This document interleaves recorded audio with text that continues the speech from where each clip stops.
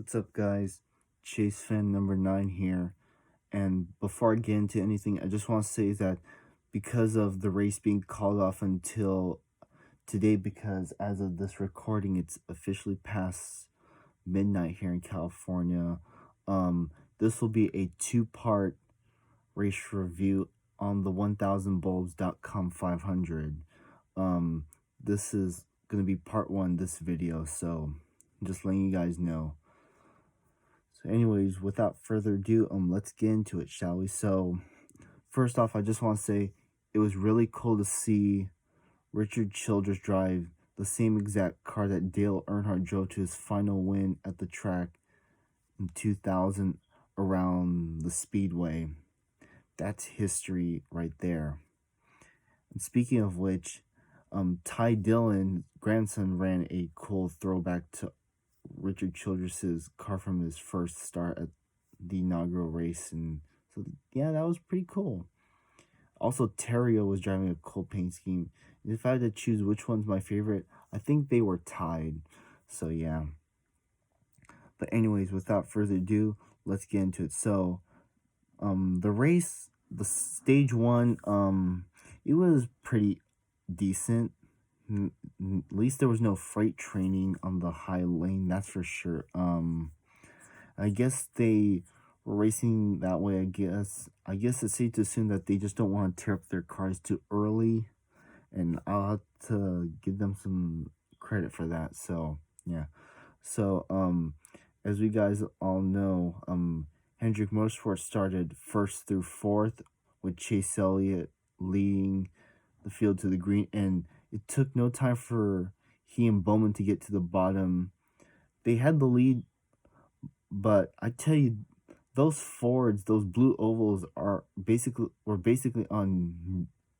They basically had no chill because Boyer was giving Keselowski a mighty push, and Keselowski ended up leading the first lap. I couldn't tell because of how close it was, but when I checked the leaderboard on the laptop, I'm like, oh, Keselowski did lead the first lap after starting sixth, so that tells you something. So he was up there, and then next thing I know, Austin Dillon was coming, and it was cool to see Austin Dillon up there leading some laps too. Kurt Busch then took the lead, then Kyle Busch was up there. He did lead eventually, but so yeah. And speaking of Kyle Busch, his teammate Denny Hamlin, we all know, had engine troubles in qualifying, so he had to start last basically. But he was making progress, though, I can tell you that. And the Penske cars of Blaney and Logano started to creep back up there, and let's just say they were creeping up there. Some of the Stewart-Haas cars were up there. And I'll tell you, as of now, there were 15 lead changes among 12 different drivers in that first stage. So that tells you something. And you folks have to keep in mind, this is the third race with this new aero package for the plate tracks together. And keep in mind, we're running this in the Daytona 500 next year, so we're going to have to keep our eyes out for that. And so yeah. So yeah, they were up there, and when the non-Hendrick cars started working up there, were coming up to the front, the Hendrick guys started just dropping back. I think it's safe to assume they were trying to play it safe, so yeah. Let's see. And eventually Blaney did take the lead, and he was up there for a good amount of time, and I think he, as of now, led the most laps. Yes, he led 15. Kurt Busch led 12, and Keselowski led 11. And for Hamlin, there was a point in the race where he got out of line. I think Kurt and Kyle decided to battle while Kyle left his teammate on the high side to dry, and as he's doing that, Logano got a big run off turn 2 that he almost ran Hamlin over, but I have to give credit to Lagan for like slowing down to not run into him. So yeah. And you think after winning last week, I was not expecting Kyle Larson to be up there challenging for the lead. And I gotta tell you, Kyle Larson's restrictor plate runs are starting to get good. So yeah, I'm starting to like it.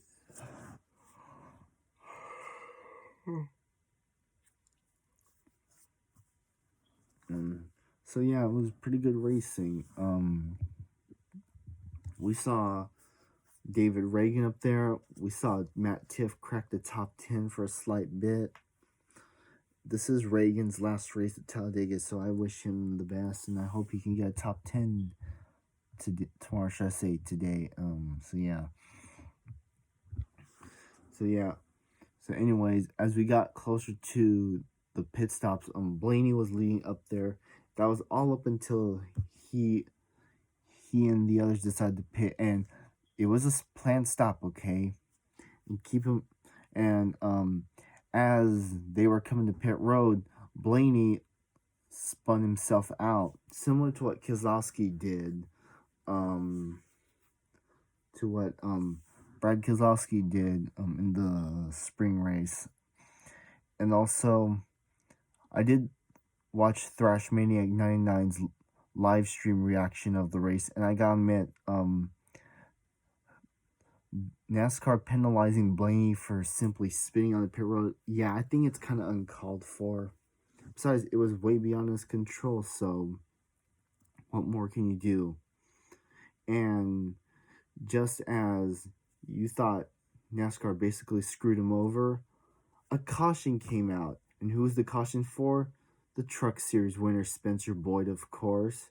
He was driving the 52 car for Rick Ware, and was a surprise. So yeah, so thank you, Spencer Boyd, for saving Blaney from having his race practically screwed over. Thing about Blaney is that he can win Talladega in Kansas.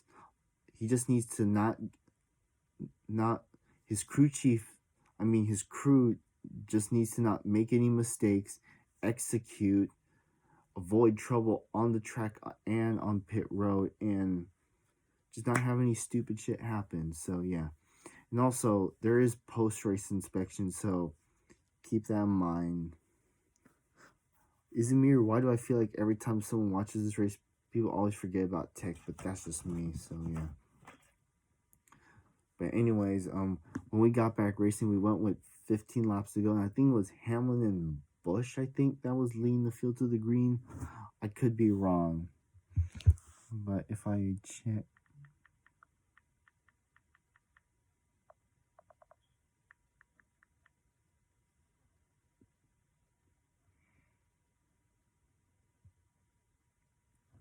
yeah. And also, speaking of which, they did show the radar that weather's coming up. I was thinking it was gonna split, but unfortunately that's not what happened. And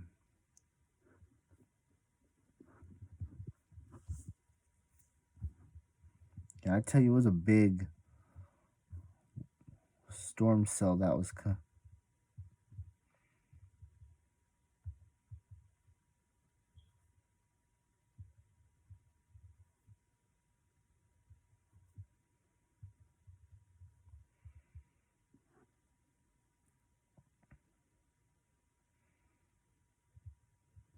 no, it was Keselowski and Almirola that led the field to the green. Never mind, on the first restart. And as they were coming around, I was not expecting Ryan Newman to be up there. He actually took the lead and led some laps. So, good job, Brian Newman. I know you may not be in the playoff, but hey, you can still win. And he's almost won Talladega several times in the last 4 or 5 years. And he was up there, but of course, Keselowski and Boyer were working together. And yeah. Then, like with 10 laps or 9 to go or something, Eric Jones once again just cannot catch a break. Yeah, I'm tired of people saying that he sucks. He doesn't suck. He just hasn't been able to catch a lucky break. So yeah. Yeah, I'm tired of people saying that. So yeah. I think it was either a tire or an axle. I think it was a tire. But I have to give him credit though for not wrecking it. So good job to him. But I tell you, they were racing 7 rows deep with 3 wide.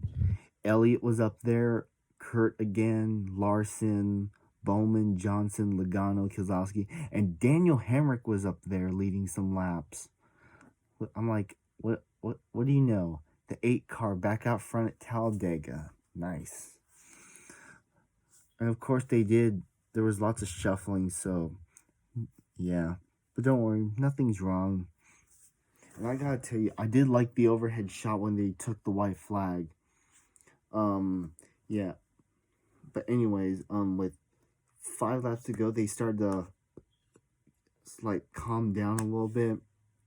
Byron did manage to get the lead, followed by Bowman and Johnson, Logano. Why does my head always itch? Anyways, and I knew Logano was gonna make that move along with the others. So yeah, I wasn't surprised Logano made that move, but I think he made his move a little too early. But hey, they're just trying to follow the game plan.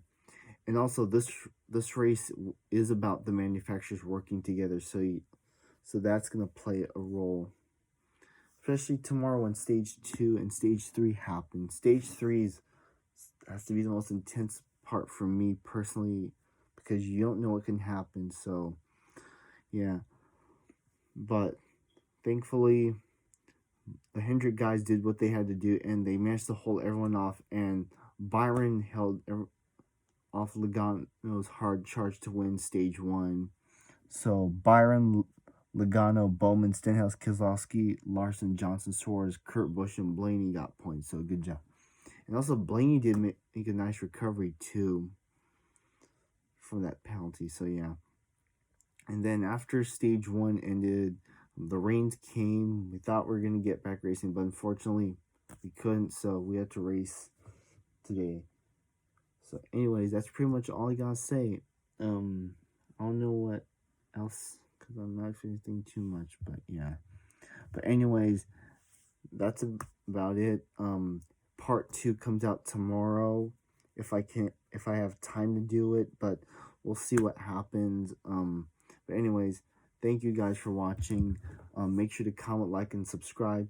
Hit the bell down below to get notifications from my videos. And with that, I'll see you guys on the next video. And until then, have a good one. And I'll see you all for the rest of the race tomorrow, should I say today. But anyways, that's about it. And good night, everybody. All right, bye-bye.